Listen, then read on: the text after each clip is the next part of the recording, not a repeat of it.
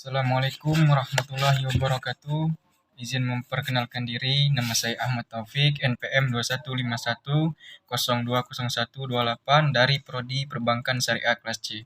Di sini saya akan menjelaskan materi tentang bagaimana praktik MLM atau multi level marketing, praktik franchise dan praktik saham syariah dan konvensional di Indonesia. Langsung saja yang pertama yaitu MLM atau multi level marketing. MLM syariah adalah sebuah usaha MLM yang mendasarkan sistem operasionalnya pada prinsip syariah. MLM adalah menjual atau memasarkan langsung suatu produk baik berupa barang atau jasa kepada konsumen yang halal dan bermanfaat. Proses perdagangannya tidak ada pelanggaran yang halal dan bermanfaat. Proses perdagangannya tidak ada pemaksaan, penipuan, riba, pengurangan timbangan, dan lain-lain. Dalam praktik MLM, syariah menekankan pentingnya peranan akad dalam menentukan sah tidaknya suatu perjanjian bisnis yang terdiri dari akad sistem murabahah dan akad sistem mudharabah. MLM syariah dalam prakteknya menggunakan strategi pemasaran secara bertingkat, mengandung unsur positif yang diisi dengan nilai Islam. Bisnis yang dijalankan berupa biaya pemasaran, bisnis hadiah tergantung prestasi dan level seseorang anggota. Dalam fikih disebut samsara atau simsar. Contoh MLM yang ada di Indonesia yang benar-benar syariah dan yang tidak MLM dikatakan syariah. Apabila 1. Produk berkualitas, halal, toib, dan menjauhi syubhat. Yang kedua, terdapat sistem akad. Yang ketiga, operasional kebijakan korporate kultur harus sesuai syariah. Yang keempat, memiliki PPS. 5. Rumusan intensif harus adil, tidak menzolimi dan berorientasi pada fala. 6. Tidak ada markup yang berlebihan. 7. Bonus yang diberikan harus jelas angka nisbahnya sejak awal. Contoh MLM yang menurut DSN NNI terkait field-based perusahaan MLM dengan sertifikasi halal yaitu: pertama, PT Herba Penawar Al-Wahidah Indonesia, PT Singa Langit Jaya, PT Nusantara Sukses Selalu, PT Kaling Nusantara, dan PT UFU BKB Syariah, dan seterusnya. Sedangkan MLM yang paling populer di Indonesia tetapi belum terjamin sertifikasi halal yaitu: yang pertama, Youngland, 2. Georis Global, Amiwin, dan NU Skin, dan seterusnya. Seterusnya, materi franchise atau wasalaba. Franchise adalah kerjasama dalam bidang usaha dan bagi hasil sesuai dengan kesepakatan, berupa penggunaan merek atau lisensi. Bisnis franchise yang juga merupakan bentuk kerjasama usaha antara pemilik merek dagang, produk, atau sistem operasional.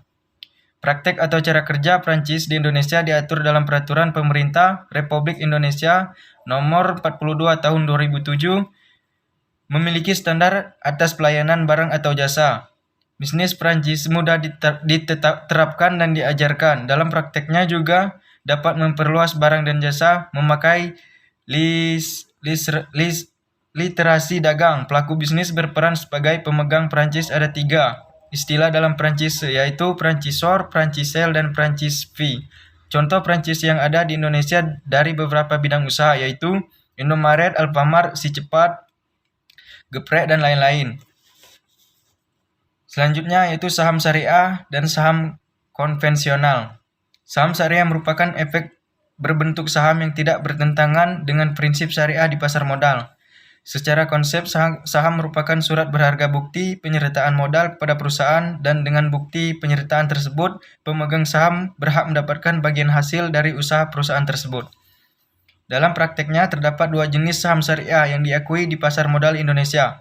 Pertama, saham yang memenuhi kriteria seleksi saham syariah berdasarkan OJK nomor 35 atau PJOK nomor 4 2012.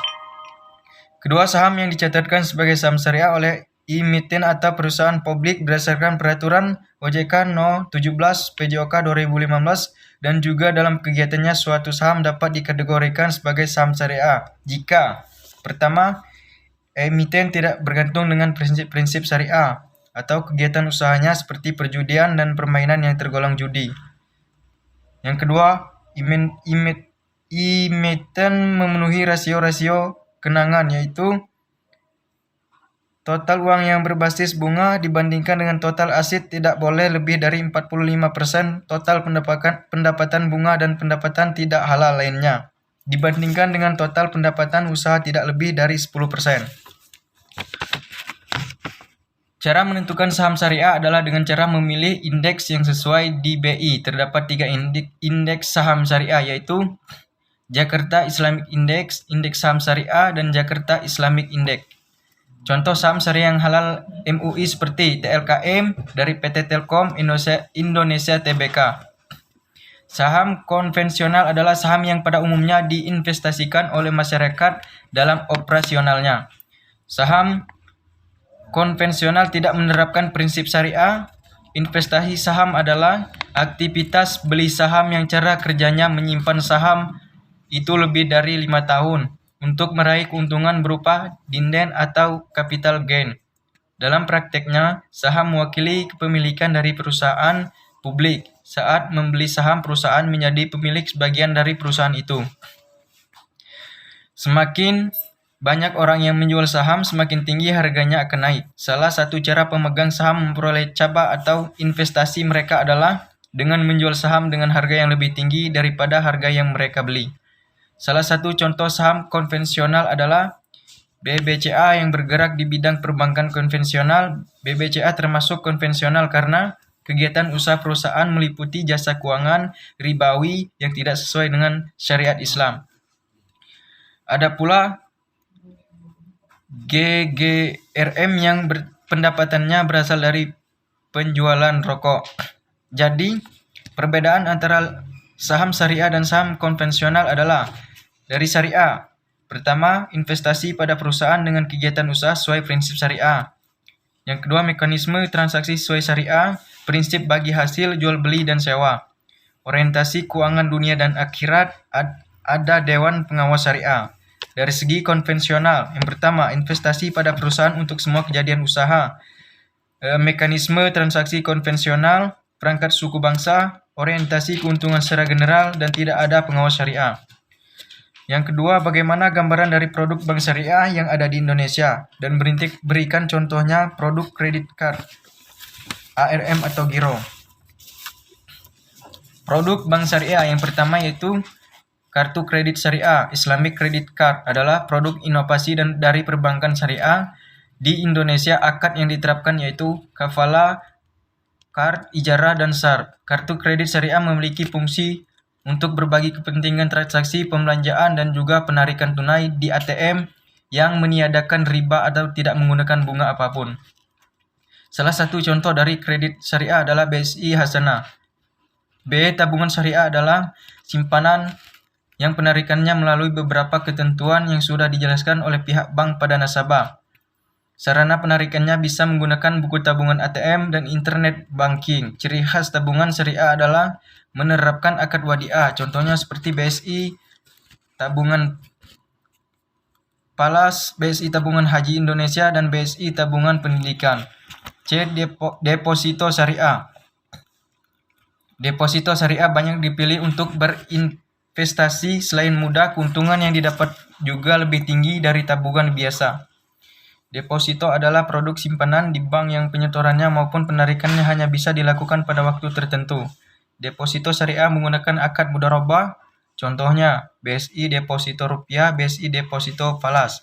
D. Gadai syariah atau rahan. Akad gadai syariah yang dipraktikkan pada PT Pegadaian adalah meminjamkan uang kepada nasabah dengan jaminan harta yang bernilai dan dapat dijual uang yang dipinjamkan murni tanpa bunga.